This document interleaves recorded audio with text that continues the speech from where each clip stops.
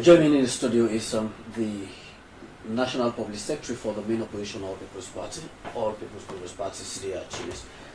Great to have you in the studio. Thanks for having me. I guess it's been hectic for you. Very hectic. Great. The National Public Secretary for the main opposition All People's Congress Party, Sidi Yayah Tunis, is here with me in the studio to talk on multiple of issues. Sidi, once more, welcome to the program. Thank you very much. Sidi Yayah Tunis is a political party registration commission, the security sector headed by the Office of National Security, civil society organizations. All of these governance outfits seem to be heaping blame on the former president, Tunis by Koroma, for what they say heightening in the fight against corruption. Were this condemnation legitimate? Absolutely not. I mean, these are well coordinated, politically motivated condemnations. But let me precede my intervention by first of all stating that when it comes to issues of accountability, transparency, I mean, they are non-negotiable, and no excuse whatsoever as to engagement with relevant authorities. Former President Dr. Anes Baikroma knows that. He respects that, as well as all persons of interest. And as a party, even where we disagreed with the whole setting up of the commissions of inquiry because of the violations of certain sections of our constitution, and even where and the white paper put out by the government respect the provisions within the constitution vis-a-vis section 149(4), which clearly gives them the right to seek redress in the court of appeal. Having said that, it is unfortunate that we have state institutions which have failed before whatever incident that happened in Makeni, which have failed to comment on even more graver issues that have occurred in this country, state institutions which have failed to carry out their mandate as given to them by the laws of this country in a very unbiased manner, state institutions which have failed to ensure that the rule of law, peace, stability and democracy is upheld in this country, now coming out with politically motivated press releases that are so short of facts, that are so biased, that are so targeting. I mean, it is just unfortunate, and we expect some of these problems that we continue to face in this country to be solved when institutions that are supposed to be fair in carrying out mandates are so biased, have become so politically polarized, and it is just unfortunate. And I mean, it leaves some of us so worried as to where our country is heading and what the future holds for, generations yet unborn. So, for the benefit of findings interview on allegations of corruption, give us a clear picture as to what really ensued and why that interview was never conducted. I mean, I'll state first of all that I was in Makeni as acting National Publicity Secretary of the party, because clearly we knew that immediately after the event, journalists, other institutions would want to have a clue as to what really transpired, and it shouldn't have to be that way. It couldn't have been that way if the whole issue was not made public by the very institution that was supposed to carry out the investigation through the social media flare. So it had already generated public interest in a way that it didn't have to. And so there was no, so it was just the normal, proper thing to do to be present so that you're able to communicate. I we were informed that the interview was supposed to have taken place at 11 in the morning on Thursday. And so I arrived at the residence of the former president at about 10:30 in the morning, hoping that the ACC would be there by 11 so that the interview can be conducted. And of course, on my way, there were, few people. The crowd was not as much as we saw on social media, and there was no roadblock, by the way, the time that I arrived. And went through the crowd. They had placards, went through, and then of course the security to the former president checked my vehicle, and I proceeded. So we were there. At least in a show of support? Yes, in the show of support and solidarity. And this was mixed crowd. I mean, because not everyone in the crowd had on any regalia that carried the colors of the APC. So this was clearly a mixed crowd of people, from different sectors, So we were there. The lawyers to former president engaged the ACC repeatedly, and as well as the police, and as to how, where, and how the whole thing should happen. We were there till like 3. That was when the former president was informed that the ACC had deferred the interview to a later date because of what they term as de-escalating situation. To them, they didn't feel the atmosphere was secured enough for them to proceed with the interview. And, even where the former president had engaged with their boss, even where the former president had engaged through a telephone conversation with the IG of police. So that is what happened. The interview did not proceed as it was planned. Sidi, now let me take you to another aspect that was mooted yesterday all over. The leaked telephone conversation between former President Anes Baikoroma and the SLP IG, the Sierra Leone Police Inspector General of Police, Suvula, though very much unconventional, but in the views of many people, is pretty much revealing, that tells the better side of the story on especially sort of former presidents to be very much cooperating. I mean, first of all, it is inexcusable. It is very dishonest and on protocol for anyone to leak private conversation of that nature, especially without informing the president that he was in the first place being recorded. I mean, the former president, sorry, that in the first place he was recorded. And for the audio to be leaked in that manner, and then just after they leaked, you saw postings from government officials, suggesting, what the former president could have done but did not do, from the conversation. I mean, it is all well coordinated, and then you tie that up with the messages that are in most of the press releases that came from these state institutions, and then you begin to wonder whether this whole thing was planned and coordinated. I mean, from the state, they feel it was planned and they feel it was well coordinated.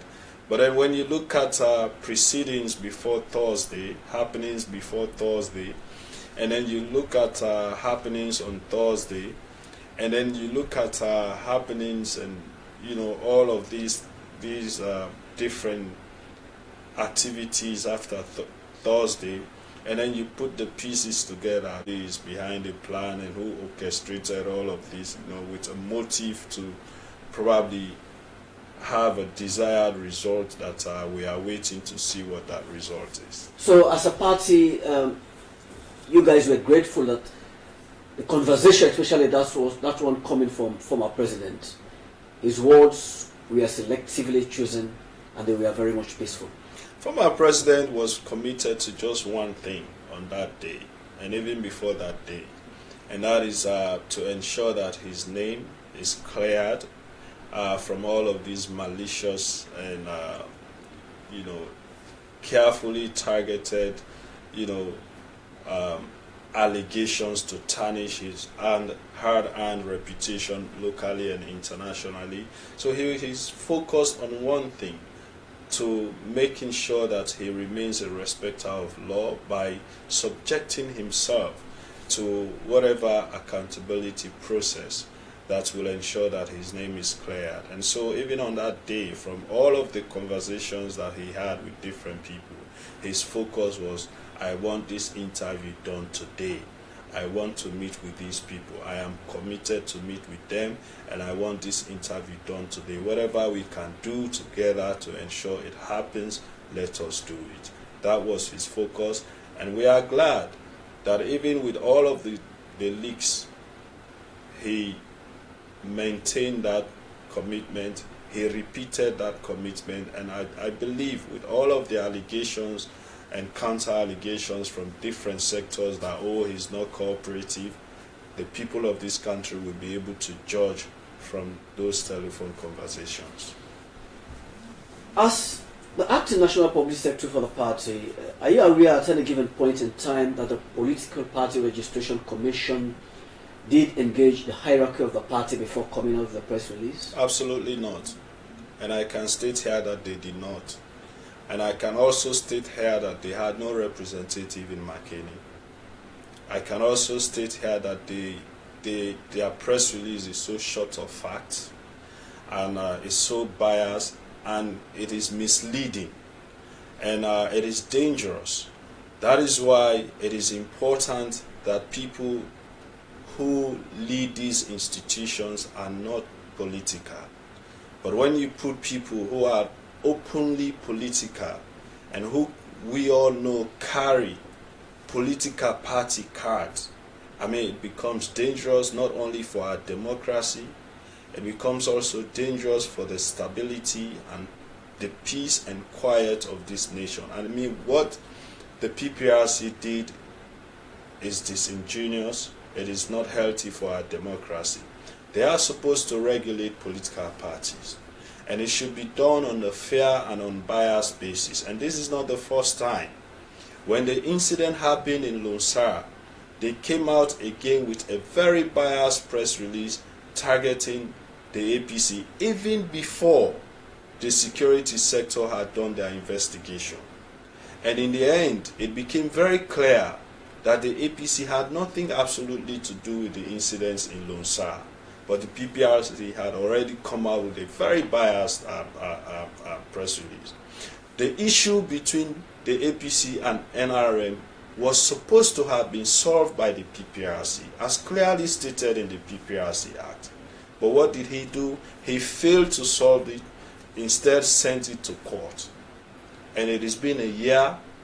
The judge has not even given a ruling on that, and we are in a limbo as far as that is concerned. So the PPRC has to, decide whether it wants to continue to be an institution for the purpose for which it was established under the laws, or if it wants to become a political arm of the ruling SLPP. The public needs to know that. But it is very, very unhealthy for the peace and quiet of this nation and for our democracy. Sidi Yayah Tunis, what is the current political footing of the APC in the midst of all of these intricacies?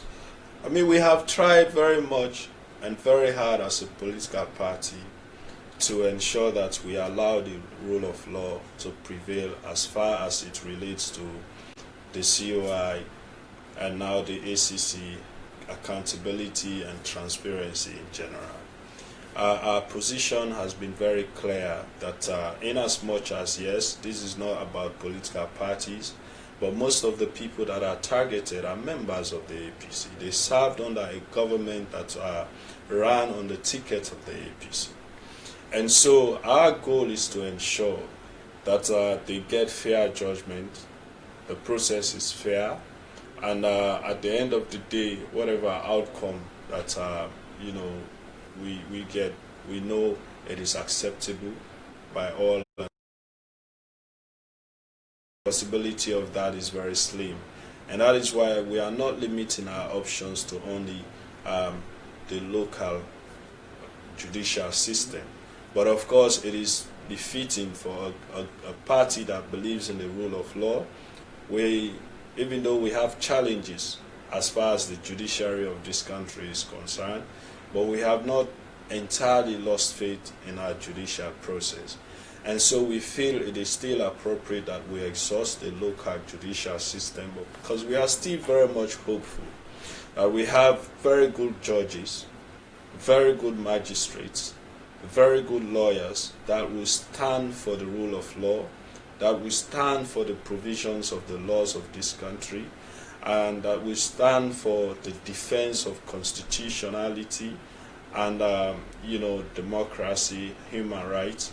And so we are hopeful that when the facts are presented in the Court of Appeal, the truth shall be revealed and those who are innocent will be set free.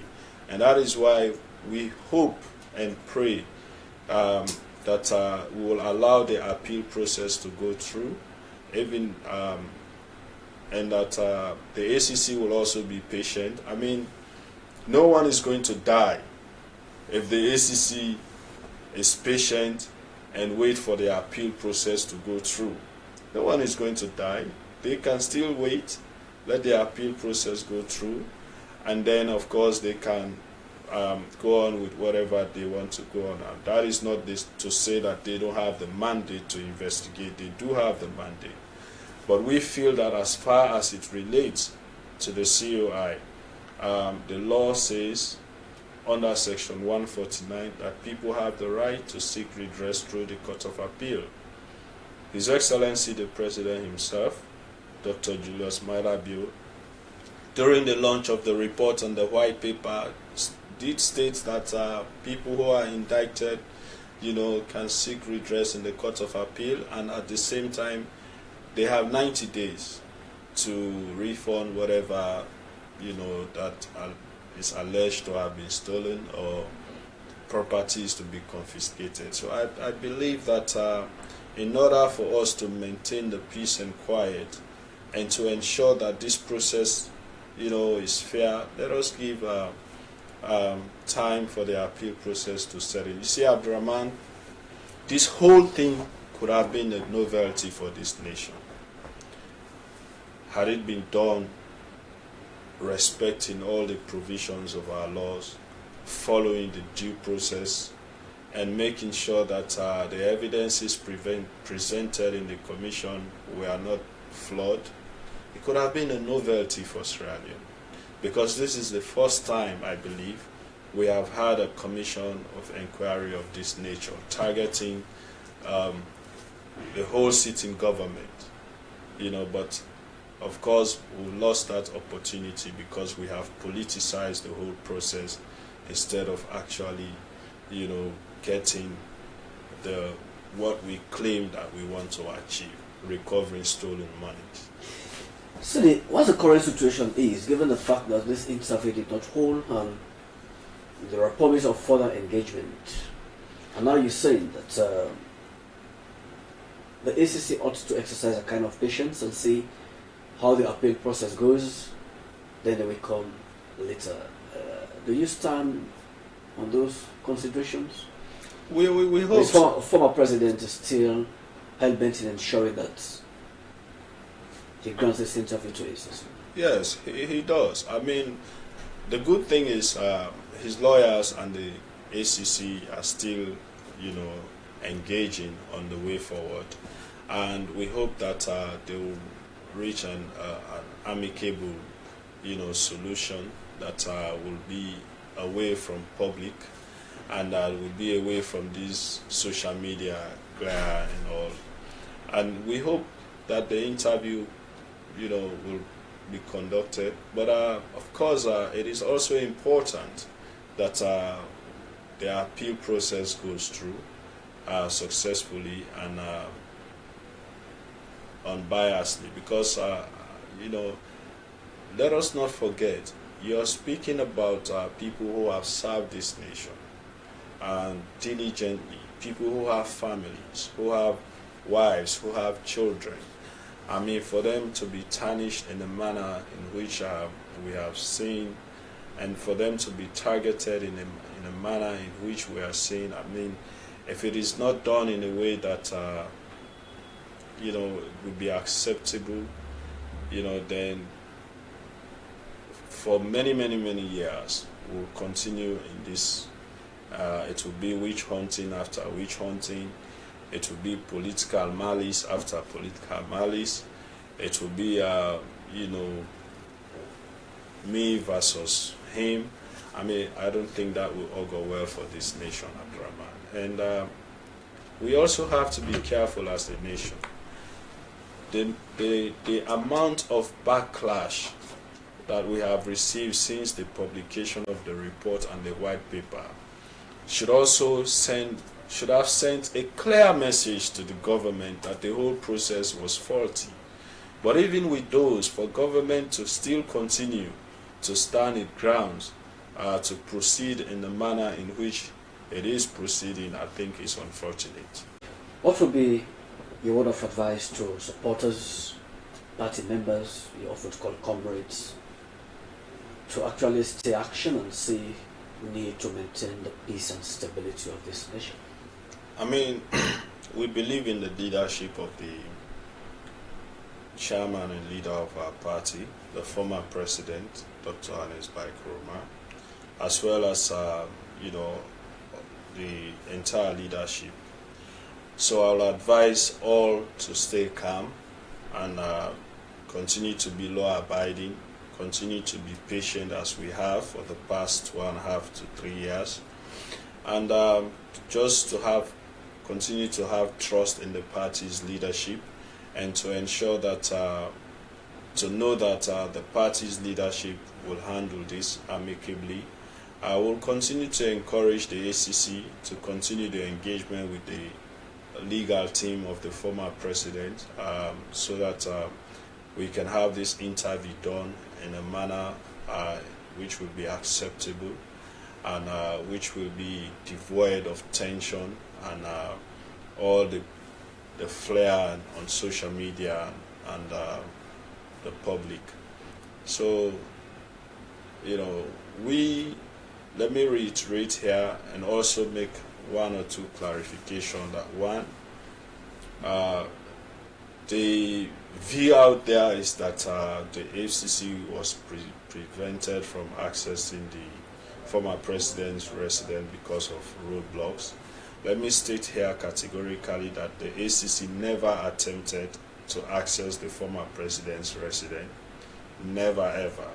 They were in Makeni, they were at all time in their office.